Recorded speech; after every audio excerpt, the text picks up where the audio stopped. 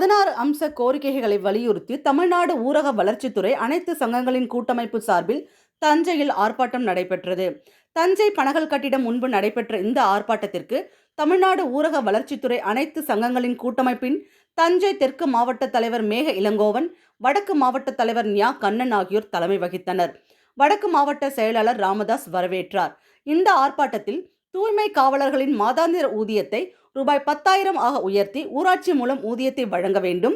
1/6/2009 முதல் அரசாணை எண் 234 படி மக்கள் நல பணியாளர்களுக்கு வழங்கப்பட்ட சிறப்பு காலமுறை ஊதியத்தை தற்போது காலமுறை ஊதியமாக நிர்ணயித்து பணி நிரந்தரம் செய்ய வேண்டும். 3 ஆண்டுகளுக்கு மேல் பணிபுரிந்து வரும் துப்புரவு பணியாளர்களுக்கு காலமுறை ஊதியம் வழங்க வேண்டும். மேல்நிலை நீர்த்தேக்க தொட்டி இயக்குபவர்களின் பணி காலத்தினை கருத்தில் கொண்டு சிறப்பு காலமுறை ஊதியம் ரூபாய் 15,000 வழங்க வேண்டும். ஊராட்சி செயலர்களை தமிழக அரசின் ஓய்வூதிய திட்டத்தில் இணைத்து ஊராட்சி ஒன்றிய பதிவரை எழுத்தருக்கு பொருந்தும் அனைத்து சலுகைகளையும் வழங்க வேண்டும். மேல்நிலை நீர்த்தேக்க தொட்டி இயக்குபவர்களுக்கு மாத ஓய்வூதியம் ரூபாய் 5,000, பணிக்கொடை ரூபாய் 1,00,000 வழங்கிட வேண்டும்.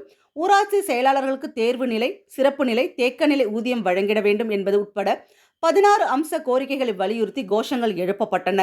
ஆர்ப்பாட்டத்தில் மாநில துணை செயலாளர் ராஜீவ்காந்தி, மாநில செயற்குழு உறுப்பினர் தங்கராஜ், பொதுக்குழு உறுப்பினர் மகேந்திரவர்மன், முன்னாள் தஞ்சை தெற்கு மாவட்ட பொருளாளர் கார்த்திகேயன், வடக்கு மாவட்ட பொருளாளர் முருகன், வடக்கு மாவட்ட துணைத் தலைவர் பிச்சை, மாவட்ட இணை செயலாளர் சந்திரசேகரன், மாவட்ட மகளிர் அணி தலைவி ஜெயந்தி, மாவட்ட மகளிர் அணி செயலாளர் சூரியகலா மற்றும் அனைத்து ஒன்றிய பொறுப்பாளர்கள், அனைத்து கூட்டமைப்பு சங்கங்களின் நிர்வாகிகள் சுமார் 1,500 பேர் கலந்து கொண்டனர். முடிவில் தஞ்சை தெற்கு மாவட்ட பொருளாளர் முருகேசன் நன்றி கூறினார்.